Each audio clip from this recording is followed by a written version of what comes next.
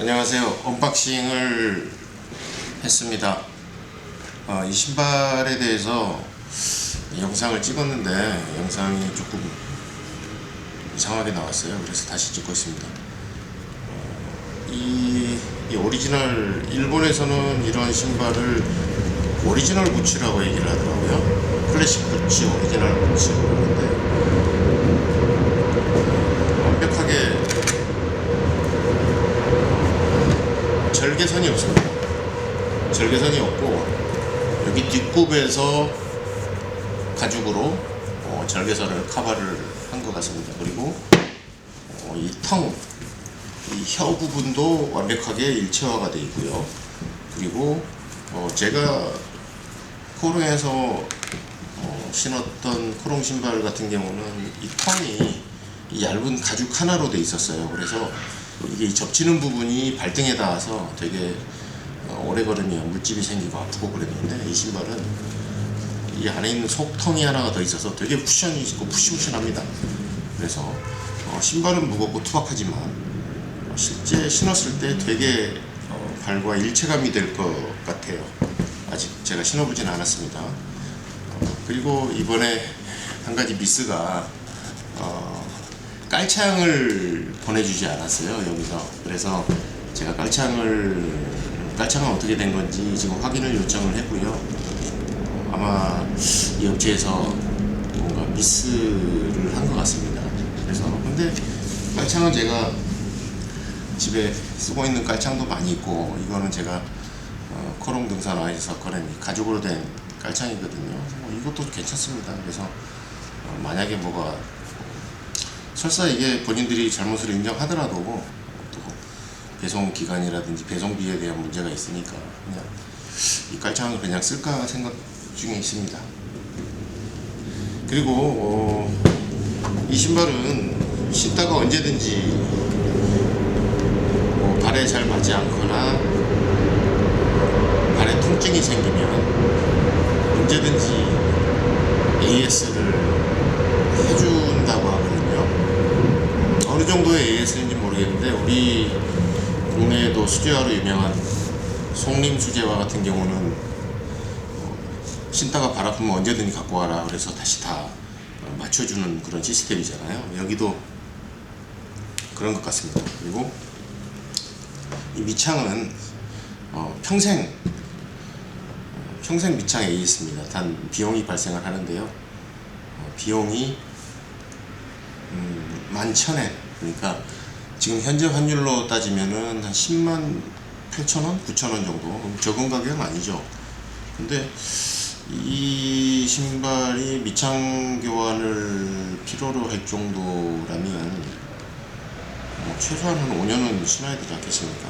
그리고 기간은 2주가 소요된다고 해요. 그래서 이게 일본 현지에 사는 사람들이 아닌 국내에 거주하시는 분이 이 신발을 신기에는 상당히 많은 핸디캡을 갖고 있는 건 사실이에요. 하지만 저는 제가 워낙 이 오리지널 부츠, 이 클래식 부츠를 워낙 좋아하고, 또 이 일본 장인들이 만드는 이 스타일이 정말 딱 제 스타일입니다. 그래서 저는 한번 이번에 이 신발을 한번 신어보고 싶었고, 그리고 마침 지금 엔화 환율이 너무 좋거든요. 그래서 이번 기회가 찬스다. 그래서 이 신발을 제가 구입을 하게 됐고, 드디어 제가 이 신발을 갖게 됐습니다.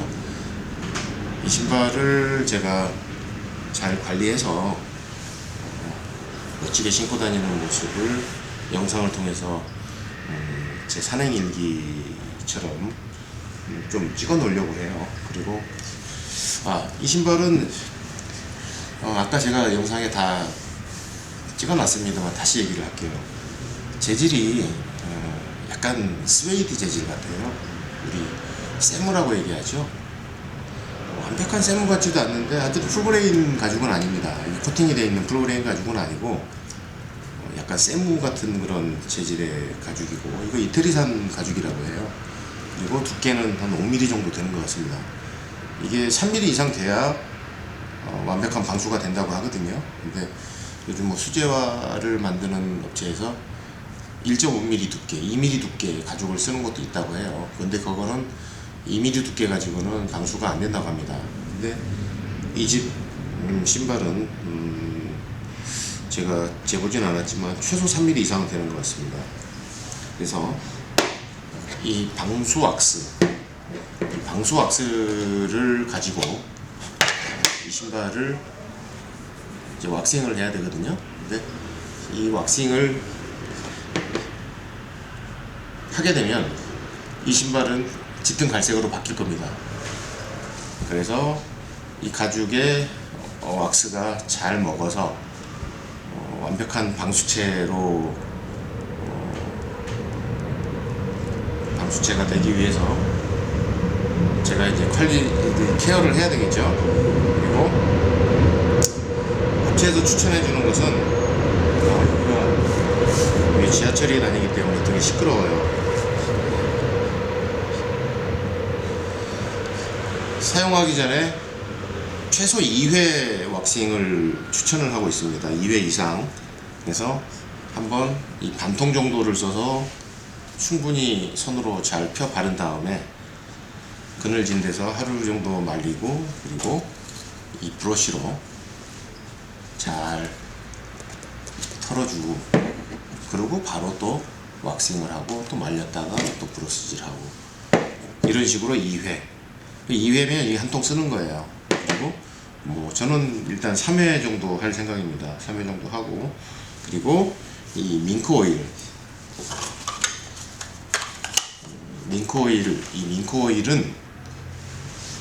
산행을 15번 산행하고 한 번 밍크 오일을 가볍게 발라주는 것을 추천을 하고 있습니다. 이 밍크 오일을 제가 누벅가죽 등산화에 밍크 오일을 발라서 쓰고 있는데, 이 밍크 오일이 좋은 점도 있지만은 너무 자주 바르면 안 될 것 같아요. 이게 자주 바르면 이게 등산화가 너무 끈적끈적해져서 오히려 이물질이 더 잘 붙어요.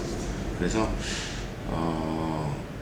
밍크 오일은 산행 15번에 한 번 정도, 그리고 밍크 오일도 이게 퀄리티에 따라서 가격에 따라서 퀄리티 차이가 많이 나는 제품인 것 같습니다. 제가 최근에 성수동에 구두 부자재 파는 데서 스페인산 밍크 오일을 하나 샀는데 가격이 싸더라고요. 근데 그 밍크 오일은 되게 끈적거려요. 이렇게 바르고 나서 뭐 일주일을 놔둬도 이게 끈적함이 없어지지 않을 정도로, 오히려 산행을 하게 되면은 그 밍크 오일에 먼지가 달라붙어서 더 지저분해지는 그런. 그래서 이번에 다시 느꼈습니다. 가격에 비례해서 퀄리티는 비례하는구나 라는 것을 제가 느꼈고요. 이 신발의 가격은 제가 공개를 하지 않겠습니다. 이거는 가격적인 부분은 제가 무슨 뭐 이 신발을 소개하는 사람도 아니고요. 저는 제가 이 신발을 너무 어렵게 구했고 너무 기쁜 나머지 제가 일기를 쓰는 거예요. 이 일기를 제 채널에 올려서 누군가 와서 볼 수도 있겠죠. 하지만 그거는 남들에게 보여주기 위한 영상이 아니고 이건 제가 소장하기 위한 영상이기 때문에, 하지만 만만치 않은 가격입니다. 이게 만만치 않은 가격이고요.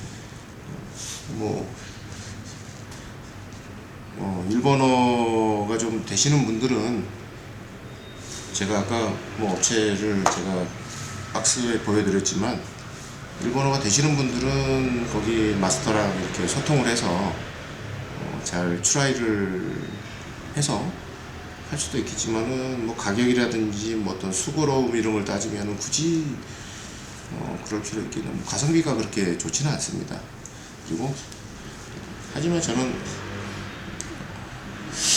이 정도의 수고는 제가 감수할 용의가 있었고, 너무 생각보다 쉽게 생각보다 저는 내년 여기가 세미오더 방식으로 신발을 제작하면 주문하고 2개월 반 정도 걸린다고 그래요.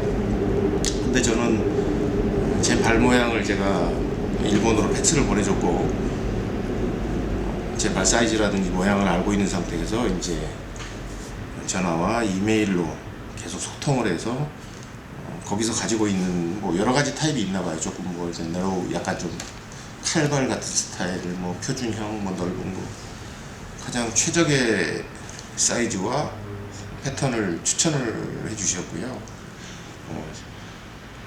환불을 하지 않는다는 조건으로 제가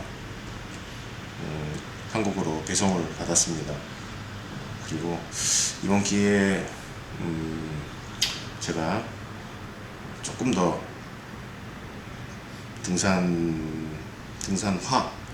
등산화에 대해서 조금 더 관심을 갖게 됐고, 지금 신고 있는 등산화는 제가 12년 전에 제가 가지고 있는 신발을 K2 신발을 AS를 맡겼는데, 거기서 AS를 맡긴 신발을 오히려 더 망가뜨려 놨어요. 그래서 그 업체에서 저한테 미안하다는 의미로 자기들이 이렇게 이제 막 시제품을 만든 등산화인데, 시제품을 만들어서 테스트를 한번 했다고 그러더라고요. 딱 한 번 테스트했는데 뭐 신발 깨끗합니다. 뭐 밑창도 거의 뭐 깨끗하고요.